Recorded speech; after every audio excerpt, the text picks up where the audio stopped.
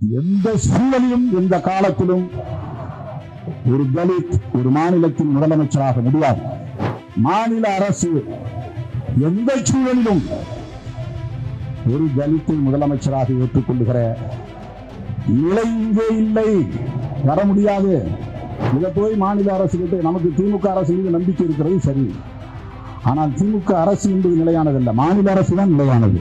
தலித்துகள் வசிக்கிற குடியிருப்புகளுக்கு வருகிறார்கள், ஓட்டு கேட்கிறார்கள், தலித்துகளின் கோரிக்கைகளுக்கு மதிப்பு கொடுக்கிறார்கள் அல்லது நிறைவேற்றுகிறார்கள் என்று சொன்னால் ஒரே ஒரு ஹோல்டு தான், ஒரே ஒரு பிடிமானம் தான் கான்ஸ்டிடியூஷன். விடுதலை சிறுத்தைகள் பேசுவது சனாதன எதிர்ப்புடன் கூடிய இந்திய தேசியத்தை எதிர்த்துதான் தமிழ் தேசியம் வளர முடியும். இது குட்டி முதலாளிகளின் கோஷம். அப்படி என்றால் அம்பேத்கர் பார்வையில் சாதி இந்துக்களின் கோஷம் சொன்னோம். அடிமடியிலே கை வைக்கிறான், அப்புறம் எங்க உள்ஒதுக்கீடு வெளிஒதுக்கீடு எதுவுமே காப்பாற்று. இடஒதுக்கீட்டுக்கே ஆபத்து என்கிற போது மற்ற ஒதுக்கீடுக்கு பேச்சுக்கு இடமே இல்லாமல் போகிறது. தலித் மக்களின் பிரச்சனைகளை தேசிய அளவில் தான் அணுக வேண்டிய தேவை இருக்கிறது. மாநில அளவிலே இவற்றை அணுக முடியாது. அடிமடியிலே கை வைக்கிறான், அப்புறம் எங்க உள்ஒதுக்கீடு வெளிஒதுக்கீடு எதுவுமே காப்பாற்று. இடஒதுக்கீட்டுக்கே ஆபத்து என்கிற போது மற்ற ஒதுக்கீடுக்கு பேச்சுக்கு இடமே இல்லாமல் போகிறது. இடஒதுக்கீட்டுக்கே ஆபத்து.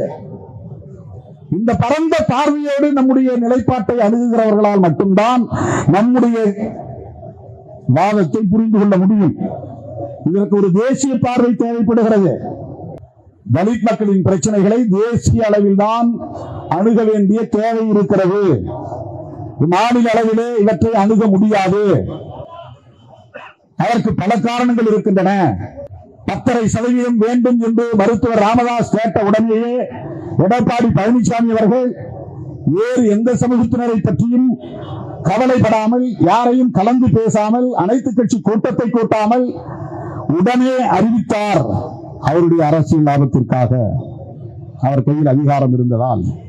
பிறகு சட்டப்படியான சிக்கலுக்கு பேசி இன்றைக்கு தேங்கி நிற்கிறது. அது வேறு.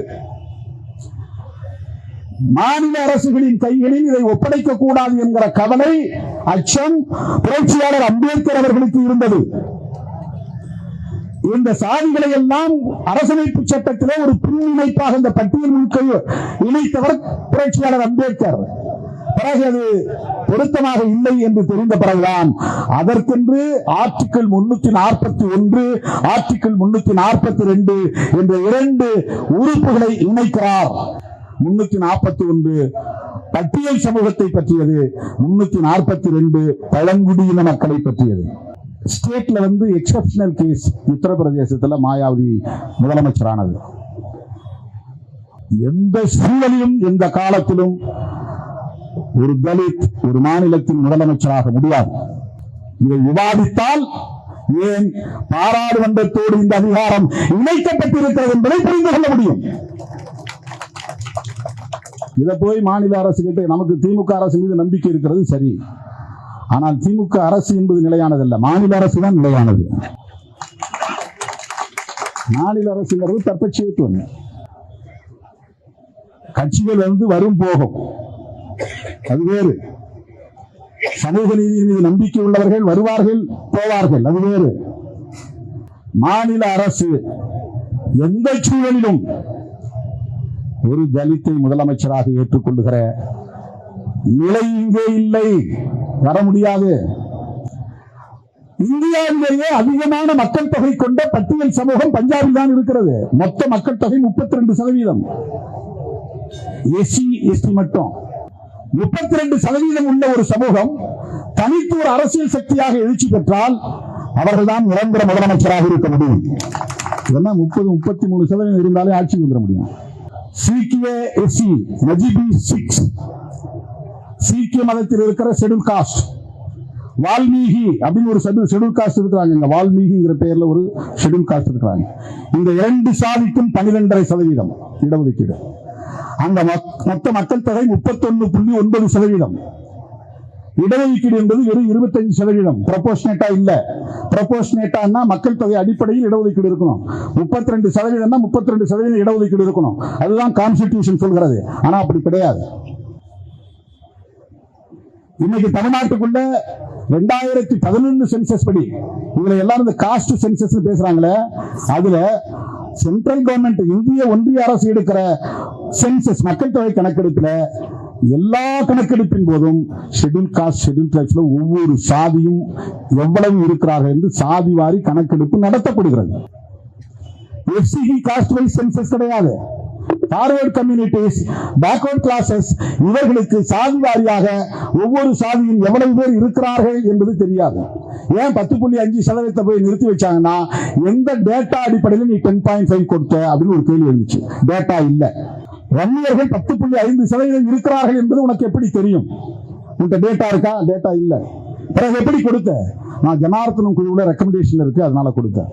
அதுக்கு டேட்டா இருக்கா? இல்ல. அது ஒரு ஸ்டடி. ஆனா எஸ்சி/எஸ்டிக்கு சாதிவாரி கணக்கெடுப்பு ஏற்கனவே இருக்கிறது. நாம் சாதிவாரி கணக்கெடுப்பு நடத்த ஆதரவு தெரிவிப்பது ஓபிசிக்காக. விடுதலை சிறுத்தைகள் ஓபிசிக்கு ஆதரவானவர்களா இல்லையா என்பதை புரிந்து கொள்ளுங்கள். தமிழ்நாட்டில் ஏற்கனவே எம்ஜிஆர் ஓபிசி மக்களுக்கு 50% உயர்த்திட்டார்.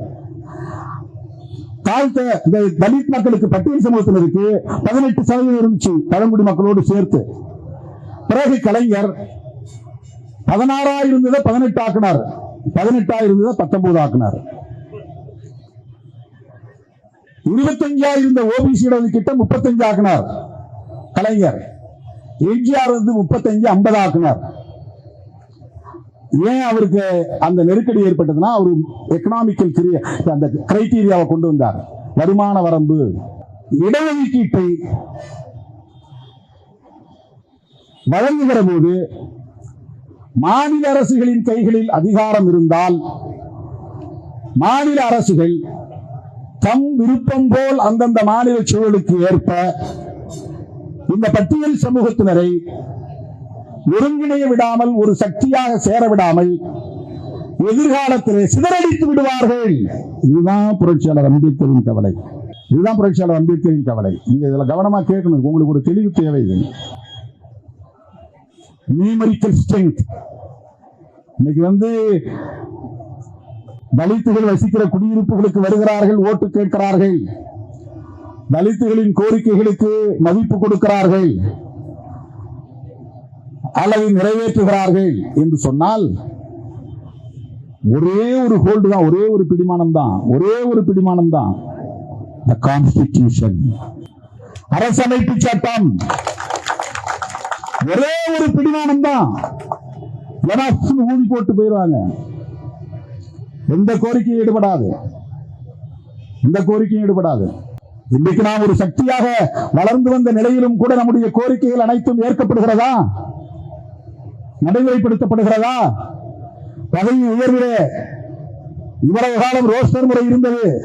இந்த ரோஸ்டர் முறை அழிக்கப்பட்டு விட்டது. அவர்களை உயர்ந்த இடத்தில் இருந்தவர்கள் எல்லாம் இன்றைக்கு சடசடவென கீழே கொண்டு வந்து சாதாரணமான இடத்திலே உட்கார வைத்திருக்கிறார்கள். அரசு அதிகாரிகளாக இருந்தவர்கள் இன்றைக்கு மிக சாதாரண பொறுப்புக்கு வந்து விட்டார்கள். அதுவும் ஒரு வழக்கு தான் உச்சநீதிமன்றத்தில். 16(4)A அரசமைப்பு சட்டம் மாநில அரசுகளுக்கு அதிகாரம் தருகிறது. அதை பயன்படுத்தி ஒரு சட்டம் இயற்ற வேண்டும்.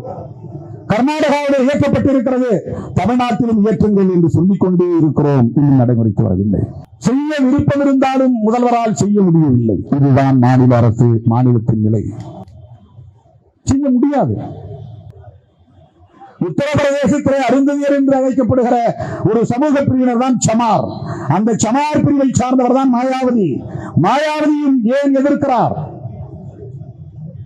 உச்சநீதிமன்றத்தில் தொடுக்கப்பட்ட வழக்கு சமார் மகாசபாவின் சார்பில் தான். அந்த பஞ்சாபிலே இருக்கிற சமார் பிரிவினரும் தமிழ்நாட்டிலே சொல்லப்படுகிற அருந்ததியரை போன்ற ஒரு பிரிவினர் தான். அவர்கள் தான் எதிர்த்தார்கள், அவர்கள் தான் வழக்கு போட்டார்கள். ஏன்? இந்தியா முழுவதும் தலித்துகள் ஒற்றுமையாக இருக்க வேண்டும் என்ற கவலை உள்ளவர்கள் இதை எதிர்க்கிறார்கள். அதுதான் முக்கியமானது, அண்டர்லைன் செய்ய வேண்டியது. உச்சநீதிமன்ற தீர்ப்பிலே 2 முக்கிய விஷயங்கள் என்று சொன்னேன். இந்த 2 முக்கிய விஷயங்கள், ஒன்று, மாநில அரசுக்கு அதிகாரம் தருவது பட்டியல் சமூகத்தினரை வகைப்படுத்துவதற்கு. 2, ஜட்ஜ்மெண்ட் என்கிற பெயரிலே, அப்சர்வேஷன் என்கிற பெயரிலே சொல்லப்பட்டிருக்கிற கிரீமி லேயர் பிரச்சனை. இது எதிர்ப்பு தெரிவிக்கலன்னா ரொம்ப சிம்பிளா உடனே இதை நடைமுறைக்கு கொண்டு வர்றதுக்கு அவங்க தயாராக இருந்தாங்க. அது என்ன பெரிய அதிர்ச்சினா, அவங்களே எதிர்பார்க்கல என்டிஏ கூட்டணியில் இருக்கிற தலித்துகளை உடனே எதிர்ப்பு தெரிவித்தாங்க. தெரியல, அவங்க எல்லாம் ஒன்னா சேர்ந்து சாதியை ஒழிக்கிறதுக்காக ஒரு புது இன பெயரை கண்டுபிடிச்சாங்க. ஆரிய இனத்துக்கு எதிராக திராவிட இனம், நாங்கள்லாம் திராவிடர்கள், எங்களை பழங்குடியினர் என்கிற காரணத்தினால், பூர்வீக குடிகள் என்கிற காரணத்தினால் ஆதி திராவிடர் என்று அழைக்க வேண்டும். அப்புறம் ஷெட்யூல்டு காஸ்ட் ஒன்று கிடையாது, பட்டியல் கிடையாது. அம்பேத்கர் வந்த பிறகுதான பட்டியல் வருது. அப்ப தமிழ்நாட்டுக்குள்ள என்னென்ன சாதி இருக்குங்கிறதே எம்.சி. ராஜாவுக்கு தெரியாது. அன்டச்சபிள்ஸ் சொல்லப்படக்கூடியவர்கள் அப்ப வட மாவட்டங்கள்ல பறையாஸ் பஞ்சமாஸ் தான் அழைப்பாங்க. ஒட்டுமொத்த எல்லா சாதிகளுக்கும் பறையர் தான் பேரு. இந்தியா முழுவதும் இருக்கிற எல்லா அன்டச்சபிள்ஸுக்கும் பறையான் தான் பேரு. அதுதான் உலகளாவிய சொல், ஒரே சொல். பறையான்னு சொன்னா அன்டச்சபிள்ஸ் இன் இந்தியா அப்படிதான் சொல்லுவாங்க. அன்டச்சபிள்ஸ் இன் தமிழ்நாடுன்னு சொல்றது இப்பதான். இன்டர்நேஷனல் பறையா அப்படின்னு சொல்றாங்க. பறையா பஞ்சமா என்கிற இந்த 2 சொற்களுக்கும் பதிலாக இவற்றை நீக்கிவிட்டு ஆதி திராவிடா என்று எங்களுக்கு சான்றிதழ் வழங்க வேண்டும், அதை கவர்மெண்ட் கெசட்டில் இணைக்க வேண்டும், அதை சட்டமாக்க வேண்டும் என்று குரல் கொடுத்தவர் எம்.சி. ராஜா.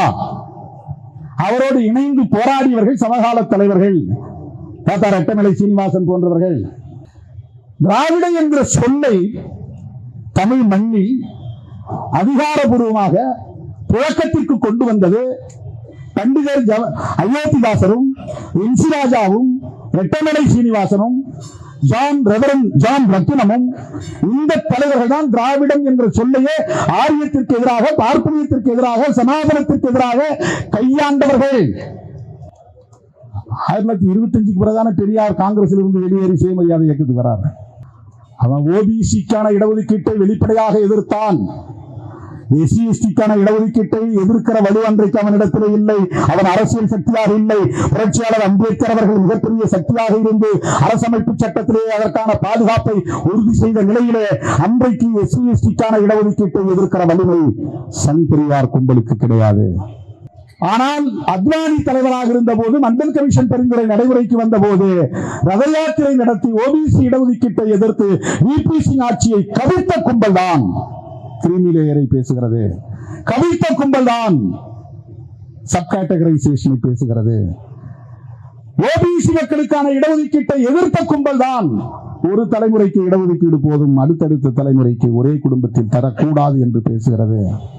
அவர்களின் நோக்கம் அதை தாண்டி இடபிள்யூஎஸ் என்ற ஒன்றை அறிமுகப்படுத்துகிறது, எக்கனாமிக்கலி வீக்கர் செக்ஷன். இதை கடுமையாக எதிர்த்திருக்க வேண்டும். எக்கனாமிக்கலி வீக்கர் செக்ஷன் எல்லா சாதியும் இருக்கிறாங்க. அப்பதான் அவன் கொடுக்கிற அந்த 10% எஸ்சி/எஸ்டி இருக்கக்கூடிய எக்கனாமிக்கல் வீக்கர் செக்ஷனுக்கு போகணும். ஆனா அதுல அவன் பிளாக் பண்றான். 10% ஒன்லி ஃபார் ஃபார்வர்ட் கம்யூனிட்டிஸ். அதுல இடபிள்யூஎஸ், அதுக்கு சட்டம். ஓபிசிக்கு சட்டம் இல்ல, எஸ்சி/எஸ்டிக்கு சட்டம் கிடையாது. எஸ்சி/எஸ்டிக்கு கான்ஸ்டிடியூஷனல் ப்ரொடெக்ஷன் இருக்கு, தனி சட்டம் கிடையாது. ஓபிசிக்கு எதுவுமே கிடையாது. நாளைக்கு நிறுத்தினா கூட நிறுத்தலாம், இல்லைன்னா கூட இல்லைன்னு போவோம். ஆனா அங்கங்க ரீஜனலா ஓபிசி லீடர்ஸ் வளர்ந்துட்டாங்க. முலாயம் சிங் யாதவ், லல்லு பிரசாத் யாதவ், நிதிஷ்குமார், நவீன் பட்நாயக், சரத் பவார், சித்தராமையா, பினராயி விஜயன், ஓபிசி லீடர்ஸ் அங்கங்க எமர்ஜ் ஆயிட்டாங்க. ரீஜனல் பார்ட்டி உருவாயிருச்சு. மாநில கட்சிகள் வலுப்பெற்று விட்டன. ஓபிசிக்கான இடஒதுக்கீட்டை அவர்களால் அவ்வளவு இலகுவாக தூக்கி எறிய முடியாது. அதனால அவன் டைலூட் பண்றான். தமிழ்நாட்டில் இருக்கிற இடஒதுக்கீடு அருந்ததியர்களுக்கு 3% இடஒதுக்கீடு பிரையாரிட்டி அடிப்படையில் தரப்படுகிறது. அவங்களுக்கு 3% வாங்கிக்கலாம். அதையும் தாண்டி மிச்சம் இருக்கிற 15% போட்டு போடலாம். Open for all including Arunthathiyar. 18-19% இருக்கிற இந்த இடஒதுக்கீட்டில் 1% பழங்குடியினருக்கு போகிறது. மிச்சம் இருக்கிற 18%-இல் 3% அருந்ததியர்களுக்கு முன்னுரிமை என்ற அடிப்படையில் அவர்கள் மிகவும் பின்தங்கிய நிலையில் இருப்பதனால், வஞ்சிக்கப்பட்ட நிலையில் இருப்பதனால், இவர்களோடு மற்றவர்களோடு போட்டியிட முடியாத நிலையில் இருப்பதனால் முன்னுரிமை அடிப்படையில் அது தரப்படுகிறது. எஞ்சிய தகுதி படைத்தவர்கள் அந்த 15%-க்குள்ளும் போட்டி போடலாம். ரோஸ்டர்ல வருது.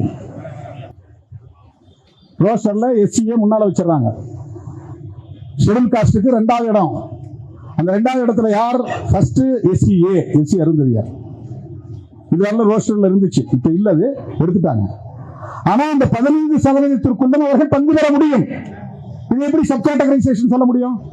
இதை நாங்க ஆதரிச்சோம். விடுதலை சிறுத்தைகளின் ஆதரவால் தான் அது வெற்றி பெற்றது, நடைமுறைக்கு வந்தது என்பதை நான் அடித்து சொல்ல விரும்புகிறேன்.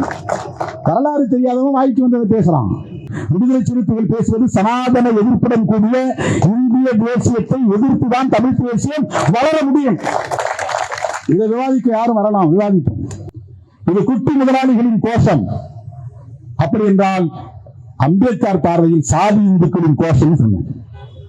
அம்பேத்கர் படம் போடக்கூடிய எந்த துண்டறிக்கையிலும் பெரியார் படம் போட்டதில்லை. விடுதலை சிறுத்தைகள் வருகிற வரை, திருநாவுக்கரசர் வருகிற வரை அம்பேத்கர் இயக்கங்கள் எல்லாம் அம்பேத்கர் படம் மட்டும்தான் போடுவார்கள். அதில் பெரியார் படம் போட்டு நீங்கள் எங்கேயும் பார்த்திருக்க முடியாது. திருமாவளவனின் வரவுக்கு பிறகுதான் அம்பேத்கர் படமும் பெரியார் படமும் இணைந்த துண்டறிக்கைகளும் சோராட்டிகளும் தமிழகத்தில் பரவின. மானசீகமாக நாம் அவர்களை நம் கொள்கை ஆசான்களாக ஏற்றுக்கொண்டிருக்கிறோம். சமூக நீதி என்ற ஒற்றை வரையறைகள் இதுதான் நிறைய பேருக்கு வயிறு உப்பன். ஆளாளு திமுக மேல கோவம் இருக்கிறவன்லாம் நம்ம மேல திட்டுறான், நம்ம மேல கோவம் இருக்கிறவன்லாம் திமுகவை திட்டுறான். 2 வகையா இருக்கிறாங்க தமிழ்நாட்டுல. நம்ம வளர்ச்சி பிடிக்காம பொறாமை பிடிச்சவங்க நம்மள நேரா திட்ட முடியாம திமுக திமுக திமுக அப்படிங்கிறான். திமுகவை சுத்தமா பிடிக்காதவன்லாம் இவன் போய் அங்க ஒத்திக்கிட்டே இருக்கிறதால தான் இடதுசாரிகளா இருக்கிறாங்க. இந்த ஆள் வெளியே வந்துட்டான்னா நம்ம திமுகவை காலி பண்ணிடலாம், பிஜேபி அஜெண்டாவை நிறைவேற்றிடலாம், நமக்கு கொடுத்த செயல் திட்டத்தை நிறைவேற்றலாம் அப்படின்னு ஒரு கும்பல் இருக்கிறாங்க.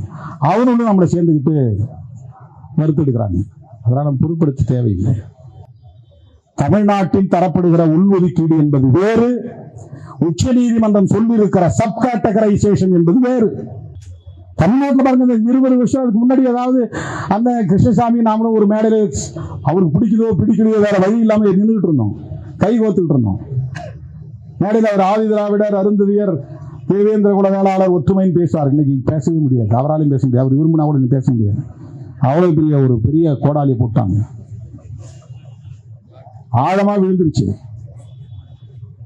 இந்த கன்சாலிடேஷன் முக்கியமா இல்லையா? காலங்காலமா ஒற்றுமையா இருந்தாங்களா? இல்ல. ஒற்றுமையா இருக்க வேண்டிய தேவை இருக்கா? இல்லையா? தேவை இருக்கிறது. ஏன்? அப்பதான் கான்ஸ்டிடியூஷன் நடைமுறைப்படுத்த சொல்ல முடியும்.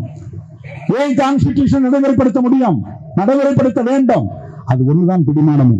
ஷெட்யூல் காஸ்ட், ஷெட்யூல் டிரைப்ஸ் இங்க தலைநிமிர்ந்து நடப்பதற்கு ஒரே ஒரு பிடிமானம் கான்ஸ்டிடியூஷன் ஆஃப் இந்தியா என்கிற ஒற்றை சட்டம் தான். அது ஒண்ணு மட்டும் போச்சுன்னா முடிஞ்சிருக்காது. அதுக்கப்புறம் 2000 வருஷத்துக்கு பின்னாடி போயிடும். 6 மாசத்துல ஊதிடுவாங்க, முடியுது. கான்ஸ்டிடியூஷன் டைலூட் ஆச்சுன்னு முடியுது. ஆர்டிகல் 341, 342 பிரசிடென்ட்டுக்கான அதிகாரத்தை தருகிறது. பார்லிமெண்ட் 2 அவை இருக்கு, மாநிலங்களவை, மக்களவை. 2 விவாதிக்கணும். ஒரு பட்டியலில் ஒருத்தர் சேர்க்கிறதா இருந்தாலும் பட்டியலில் ஒருத்தர் நீக்கிறதா இருந்தாலும் பார்லிமெண்ட்டுடைய ஒப்புதல் தேவை. இப்ப மாநில அரசு கொடுத்துட்டா இஷ்டத்துக்கு யாரை வேணாலும் சேர்ப்பான், யாரை வேணாலும் நீக்குவான். என்ன பண்ணீங்க? யாரை வேணாலும் நீக்க முடியும், யாரை வேணாலும் இணைக்க முடியும். எல்லா சாதிகளும் இது மாதிரி பிளாக் பண்ண முடியாது. இப்ப இந்த பிரையாரிட்டி மாதிரி கொடுத்துருக்கோம். தமிழ்நாட்டுக்குள்ள இது ஒரு வித்தியாசமான ஒரு நிலைப்பாடு. இது வேற எந்த மாநிலத்திலும் கிடையாது. இது ஒரே தொகுப்பா இருக்கிறாங்க. அந்த தொகுப்புக்குள்ள ஒரு பிரிவினருக்கு முன்னுரிமை அடிப்படையில் இடஒதுக்கீடு. நாங்க எஸ்சி, அதுல என்ன சாதி, நாங்க 2% இருக்கிறோம், நாங்க 1.5% இருக்குன்னு சொல்ல முடியும். 2% இருக்கிறவங்க நீ எங்க எம்எல்ஏ ஆகுறது, எங்க எம்பி ஆகுறது, எங்க சீஃப் மினிஸ்டர் ஆகுறது, எங்க நீ பிரைம் மினிஸ்டர் ஆகுறது? உன்னால் எந்த காலத்திலும் பொலிட்டிக்கலா எமர்ஜ் ஆக முடியாத அளவுக்கு ஓங்கி அடிக்கிற உள்குத்துதான் சப் கேட்டகரைசேஷன். எந்த காலத்திலும் நீ ஒற்றுமையாக இருந்து விடக்கூடாது. எந்த காலத்திலும் இந்த பெயரால் நீ அதிகாரத்தை நுகர்ந்து விடக்கூடாது. எந்த காலத்திலும் நீ ஆட்சி அதிகாரத்தை கைப்பற்ற வேண்டும் என்ற கனவே காணக்கூடாது. பிராட் சென்ஸ்ல பார்த்தாதான் இதை புரிஞ்சுக்க முடியும். விடுதலை சிறுத்தைகளிடம் வந்து சமூக நீதியை பற்றி எவனும் பாடம் எடுக்க தேவையில்லை. இதை மட்டும் சொல்ல நான் கடமைப்பட்டிருக்கிறேன். ஜனநாயகத்தை பற்றி விடுதலை சிறுத்தைகளுக்கு யாரும் அறிவுரை சொல்ல வேண்டிய தேவையில்லை. ஏன் மறைமுகமாக இருக்குது? அது என்ன தேவை இருக்கு? எதுக்காக இருக்கும்? எனக்கு அப்படி ஒரு உணர்வே கிடையாது. இன்னொரு சம்பவத்தை சொல்லி நான் முடிக்கிறேன். ராஜபாளையம் பக்கத்தில் மாலையாபுரம்னு ஒரு இடம். மாலையாபுரத்தில் ஒரு கூட்டம் நடத்துகிறாங்க. கொடியேற்றி வைத்து விட்டு ஒரு பெயர் பலகையை திறந்து வச்சுட்டு போகிறேன். அந்த தம்பி இப்போயும் கட்சியில் இருக்கிறாங்களா என்னன்னு எனக்கு தெரியல. அந்த கூட்டத்தை போய் கொடியேற்றி வைத்து விட்டு பெயர் பலகையை திறந்து வச்சுட்டு மேடையில் பேசினேன். என்னுடைய 35 ஆண்டு கால வரலாற்றில் நான் பேசும்போது எழுந்து கூச்சல் போட்ட ஒரே நிகழ்வு அந்த நிகழ்வு தான். அவன் எழுந்துச்சு 10 பேர் கத்துனாங்க. நான் பாட்டு பேசிட்டே இருந்தேன். அந்த 10 பேரும் கத்திட்டு கூச்சல் போட்டுட்டு விறுவிறுன்னு கிளம்பி போயிட்டாங்க. என்ன அப்பவும் நான் அது கண்டுக்கல. சரி போன அப்புறம் பேசிட்டே இருந்தேன். பேசி முடிச்ச பிறகு என்ன பண்ணேன்? இல்லை நீங்கள் வந்து ஜான் பாண்டியன் மாதிரி பேச மாட்டாங்கிறீங்களாண்ணா. அது என்னப்பா ஜான் பாண்டியன் மாதிரி? ஜான் பாண்டியன் வந்து அவங்க சாதி பெருமையை பேசுகிறாருல, இவரு சாதி பெருமையை பேச வேண்டியதானே? என்ன சாதி பெருமைப்பா? அதெல்லாம் பறையர்னு பேச வேண்டியதானே? வீர சாம்பவர் வீர பறையர்னு பேச வேண்டியதானே? நீங்கள் பேசலையா? அதனால் கோச்சு போயிட்டாங்க. சரி போனால் போகிறாங்க. போனவங்க என்ன பண்ணாங்க? நான் ஏற்றின கொடியை கட்டி சாய்ச்சிட்டு நான் திறந்து வச்ச பெயர் பலகையும் தூக்கி எரிஞ்சு உடைச்சி போட்டு போயிட்டாங்க. இது வந்து நான் அந்த வீடுக்கே போகல. நீங்கள் ஏன்பா போனீங்கன்னு நான் கேட்கல. திருப்பி வாங்கப்பான்னு நான் கூப்பிடல. சாதி ஒழிப்பு நம்பிக்கை உள்ளவர்கள் என்னோடு வாருங்கள். இதுதான் நான் சொல்றேன். இன்னைக்கு நான் சொல்றேன், இப்பவே நான் சொல்றேன்.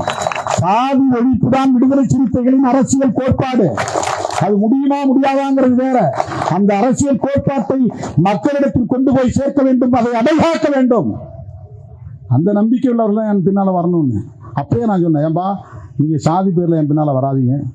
என் சாதி என்னன்னு தெரிஞ்சு அப்படியே சடனா அந்த நொடியிலிருந்து விலகி ஓடினவங்க நிறைய பேர் உண்டு. சட்டமன்ற உறுப்பினராக இருக்கும்போது அவர் ஆதரிச்சு பேசுறது அவை குறிப்பில் இருக்கு. ரவிக்குமார் இருக்கிறாருன்னா சட்டமன்றத்தில் நான் போய் பக்கத்தில் உட்காந்து சட்டை பிடிச்சா இழுத்தேன். ஆதரவு தெரிவிச்சு பேசுங்க, ஆதரவு தெரிவிச்சு பேசுங்க. நான் பேசுறேன். அவரு அங்கே லிபர்ட்டி, நான் யாரு இது லிபர்ட்டியும் தலையிடவில்லை. சிந்தனை செல்வம் என்ன பேசுறாரு, பனகீர் பாபு என்ன பேசுறாரு, பாலாஜி என்ன பேசுறாரு, என்கிட்ட வரணும், என்கிட்ட சொல்லிட்டு போகணும், இதுதான் பேசணும், இதெல்லாம் பேசக்கூடாது. எப்போ அவர் ரவிக்குமாருக்கும் சரி இந்த எம்எல்ஏக்கும் சரி ஒரு நாள் கூட நான் இதெல்லாம் பேசுறது கிடையாது. லிபர்ட்டி அவங்க என்னை தலைவராக ஏற்றுக்கொண்டவர்களுக்கு நான் என்ன நிலைப்பாட்டை எடுத்திருக்கிறேன் என்பதை புரிந்து கொள்ள முடியும். அந்த புரிதலின் அடிப்படையில் தான் அவங்க இயங்குகிறார்கள். நீதிமன்றத்திற்கு சென்று தடுத்துவிடக் கூடாது என்பதற்காக அதை அக்கறையோடு சொல்கிறேன். அது அந்த இதை பற்றி சொல்ற டெக்னிக்கல் ஃபிளா பற்றி, அந்த டெக்னிக்கல் ஃபிளாவையும் நீங்கள் நிவர்த்தி செய்து இந்த மசோதாவை நீங்கள் நல்ல முறையில் நிறைவேற்றி அந்த அருந்ததியின மக்களுக்கு இடஒதுக்கீட்டினுடைய பலன்களை முழுமையாக கிடைப்பதற்கு நம்முடைய அரசு வழிவகுத்தது என்கிற வரலாற்று சாதனை என்றும் நிலைபெற வாழ்த்தி விடுதலை சிறுத்தையின் சார்பில் இந்த மசோதாவை வரவேற்று அமர்கிறேன். கலைஞர் வாழ்த்தியே இது ஒரு வரலாற்று சாதனை, இது என்றும் நிலை பெற வேண்டும் என வாழ்த்தி விடுதலை சிறுத்தைகளின் சார்பிலே வாழ்த்தி அமர்கிறேன். இது இன்றைக்கு அவை குறிப்பில் இருக்கு. ஆனால் எதிர்க்கிறவங்களாம் என்ன ஆகுறான்? ரவிக்குமார் வந்து எதிர்க்கிறாரு. இதுக்கு நாம் வந்து விளக்கம் சொல்ல முடியாது. நாம் தமிழ்நாட்டில் வழங்கப்பட்டிருக்கிற உள்ஒதுக்கீட்டை விமர்சிக்கவில்லை, எதிர்க்கவில்லை. அவ்வளவுதான், ரெண்டே வரிப்பதில். உச்சநீதிமன்ற தீர்ப்பில் இருக்கிற உள்குத்து என்கிற சதி முயற்சியை அம்பலப்படுத்துகிறோம். இது தடுக்க முடியுமா தடுக்க முடியாதா அப்படிங்கிற கேள்வி வேற. தடுக்க முடியுங்கிற நம்பிக்கை ஏன் வந்திருக்குன்னா, பிஜேபி கூட்டணியில் இருக்கிற தலித்துகளை எதிர்ப்பு தெரிவிக்கிறான். சப்கேட்டகரைசேஷன் வேண்டாம், கிரீமி லேயர் வேண்டாம். நாம எதிர்த்தா அவன் கண்டுக்க மாட்டான். சிராக் பஸ்வான் எதிர்க்கிறாரு வேற. எனவே விடுதலை சிறுத்தைகள் கட்சி உச்சநீதிமன்ற தீர்ப்பை எதிர்ப்பது, சப்கேட்டகரைசேஷன் என்கிற மாநில அரசுகளுக்கு வழங்குகிற அதிகாரத்தை எதிர்க்கிறோம். அது கூடாது. கிரீமி லேயர் என்பது வெறும் அப்சர்வேஷன் என்றாலும் கூட அந்த ஆபத்தை எந்த சூழலிலும் ஷெட்யூல் காஸ்ட் ஷெட்யூல் ட்ரைப்ஸ் மக்களுக்கு அந்த இடஒதுக்கீட்டில் கொண்டு வரக்கூடாது என்று எதிர்க்கிறோம். ஓபிசிக்கான கிரீமி லேயர் முறையையும் எடுத்தறிய வேண்டும், கைவிட வேண்டும் என்று வலியுறுத்துகிறோம். என் அழைப்பை ஏற்று ஓடோடி வந்த உங்கள் அனைவருக்கும் என்னுடைய நன்றியை சொல்லி முடிக்கிறேன். நன்றி, வணக்கம்.